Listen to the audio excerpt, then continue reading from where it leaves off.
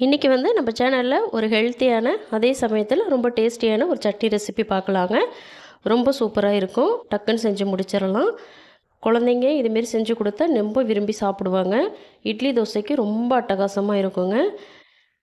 வாங்க எப்படி செய்கிறதுன்னு பார்க்கலாம். இது வரைக்கும் நம்ம சேனலை சப்ஸ்கிரைப் பண்ணலைன்னா மறக்காமல் நம்ம சேனலை சப்ஸ்கிரைப் பண்ணிக்கோங்க. கடாய் ஹீட் பண்ணி அதில் 1 டேபிள் ஸ்பூன் எண்ணெய் சேர்த்துக்கோங்க. ஒரே ஒரு பெரிய வெங்காயத்தை கட் பண்ணி வச்சுருக்கேன், அதை சேர்த்துக்கலாம். காரத்துக்கு காஞ்ச மிளகா ஒரு 7 சேர்த்துக்கோங்க. 4 பல்லு பூண்டு சேர்த்துக்கோங்க. ஒரு கொத்து கருவேப்பிலை, 2 சின்ன சைஸ் தக்காளி. இதை சேர்த்துட்டு இது 1 நிமிஷத்துக்கு நல்லா கலந்து விடுங்க. ரொம்ப வதங்கணுன்னு அவசியம் இல்லை. வெங்காயமும் தக்காளியும் சாஃப்டாக ஆகணுங்க, அந்த அளவுக்கு வதக்கிக்கிட்டால் போதும். இப்போ பார்த்தீங்கன்னா தெரியும், இந்த அளவுக்கு இது வதங்கினா போதும். இப்போ இதில் வந்து ஒரு 1/4 கப் தேங்காய், ஒரு 2 டேபிள் ஸ்பூன் பொட்டுக்கடலை, ஒரு 2 டேபிள் ஸ்பூன் வறுத்த வேர்க்கடலை. நீங்கள் வறுக்காத வேர்க்கடலை சேர்த்திங்கன்னா வறுத்துட்டு சேர்த்துக்கோங்க. ஒரு சின்ன துண்டு புளி சேர்த்துக்கோங்க. புளி அதிகமாக சேர்க்க வேணாம், ரொம்ப கொஞ்சமாக சேர்த்துக்கோங்க. சேர்த்துட்டு இது வந்து ஒரு 10லேருந்து 20 செகண்டுக்கு கலந்து விடுங்க. கலந்து விட்டுட்டு இதை கொஞ்சம் நல்லா ஆற வச்சுருங்க. ஆறின பிறகு ஒரு மிக்சர் ஜாருக்கு மாற்றிக்கலாம்.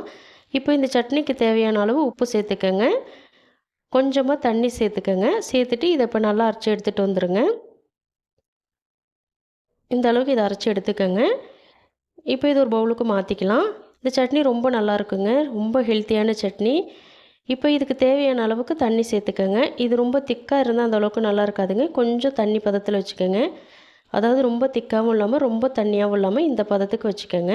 இது இந்த அளவுக்கு தண்ணியாக இருந்துச்சுன்னா இட்லி தோசைக்கு தொட்டு சாப்பிட்றதுக்கு ரொம்பவே சூப்பராக இருக்குங்க. அதனால தான் இந்த அளவுக்கு தண்ணி சேர்த்துக்கோங்க, கரெக்டாக இருக்கும். இப்போது இதை தாளிக்கிறதுக்கு வந்து ஒரு 2 டீஸ்பூன் எண்ணெய், 1/2 டீஸ்பூன் கடுகு, கொஞ்சமாக கருவேப்பிலை சேர்த்து தாளித்து சட்னியில் சேர்த்துக்கலாம். அவ்வளோதாங்க, 5 நிமிஷம் கூட ஆகாது இந்த சட்னி செய்கிறதுக்கு. டக்குன்னு செஞ்சு முடிச்சிடலாம். இந்த ரெசிபி கண்டிப்பாக நீங்கள் ட்ரை பண்ணி பாருங்கள். ட்ரை பண்ணி பார்த்துட்டு எப்படி இருந்துச்சுன்னு உங்கள் ஃபீட்பேக்கை சொல்லுங்கள்.